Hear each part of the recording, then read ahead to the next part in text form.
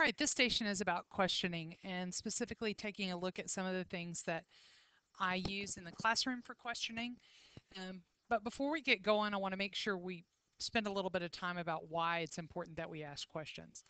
You know, as teachers, we use questions to make sure kids are paying attention, to keep them involved, to increase their interest by adding a question for inquiry or a problem to solve. We use it to evaluate whether or not kids are understanding what's going on, and that sometimes can change how our lesson's going to go. We use it to preview, we use it to assess if they're getting what they need. Ultimately, what we really want is kids to ask their own questions, but that's a whole nother lifetime of explanation. Questioning is really important, and it's important for you to know that questioning has a huge impact in a classroom. Not only does it make your instruction more effective, but it also helps kids to remember the information and put that from working memory into their long-term memory.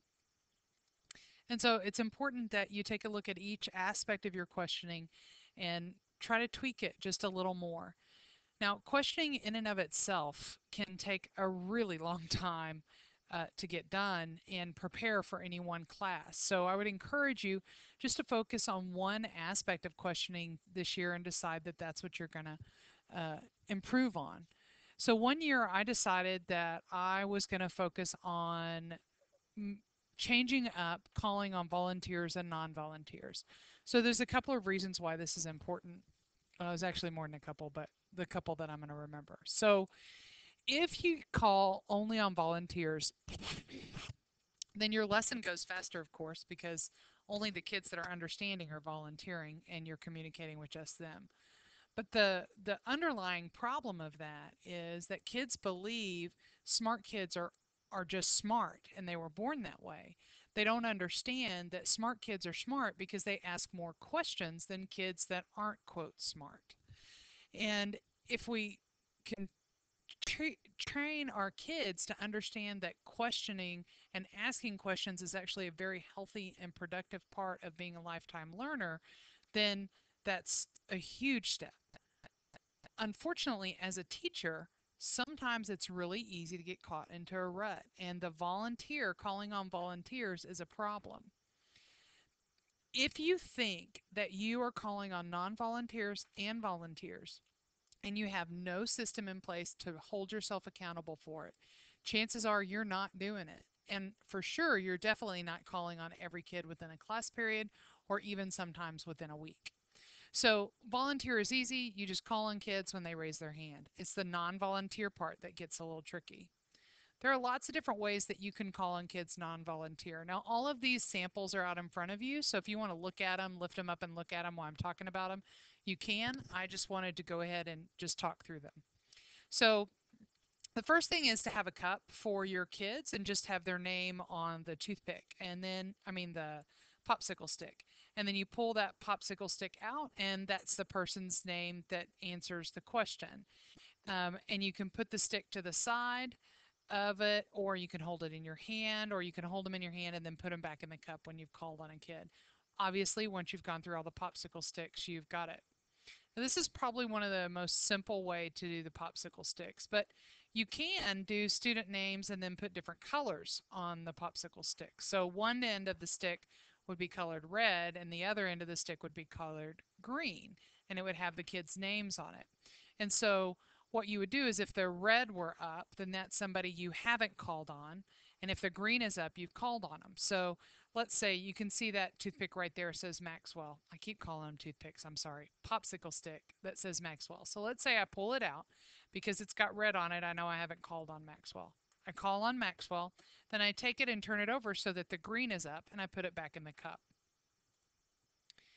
And then for some classes, you know, at the middle school and high school level, and even intermediate, some classes get up to the 30s, and it gets more difficult to have a cup for each class.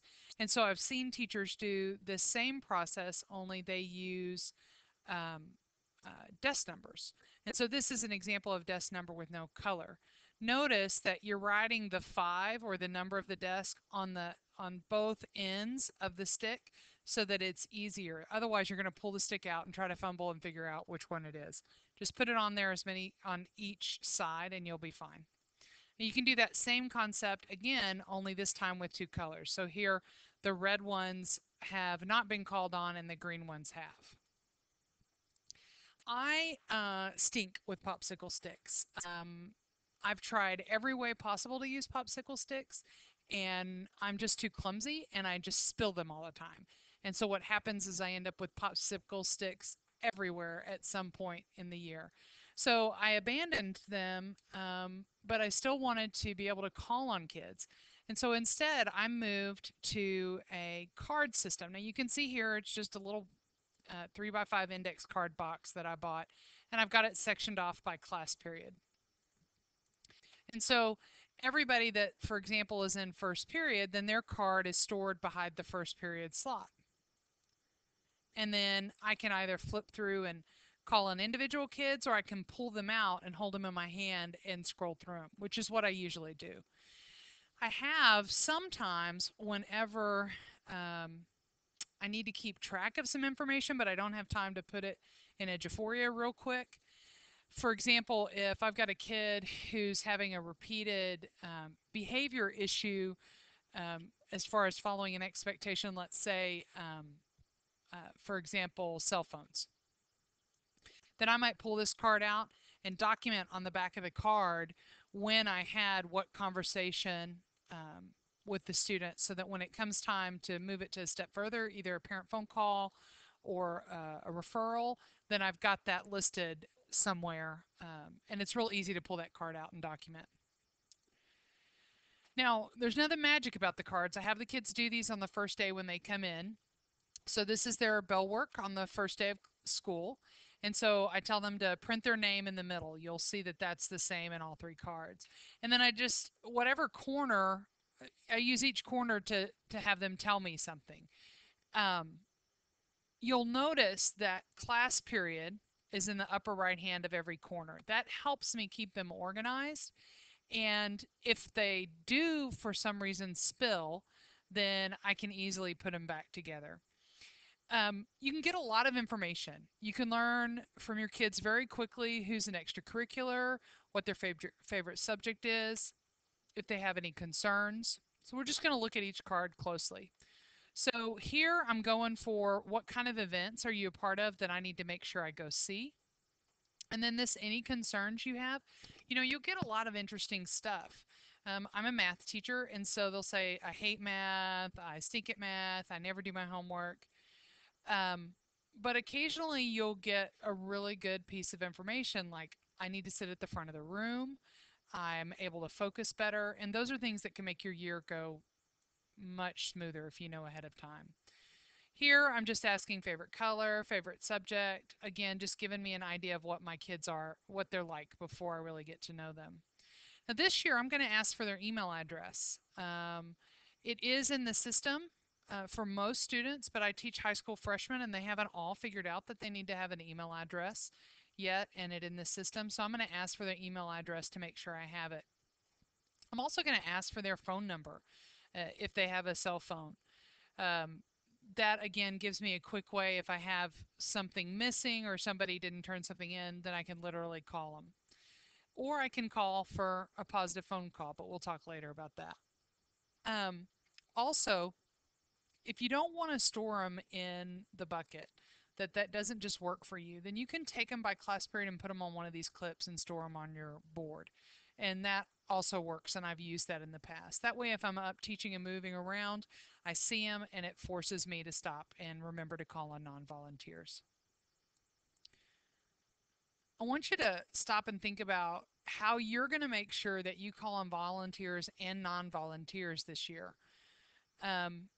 And decide if one of these methods is going to work for you or if you need to pick another method.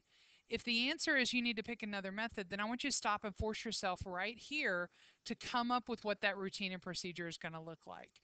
Remember, we want you to get the work done while you're in this room because when you leave, you don't want to have even more to do. So get it done here. And then once you've figured that process out and decided whether or not this is something you're going to work on this year, I want you to explain what you're going to do to somebody that's also at the station. All right. Really enjoyed having you at this station. Thank you for taking the time to learn how to call on volunteers and non volunteers. And remember to keep your questioning up.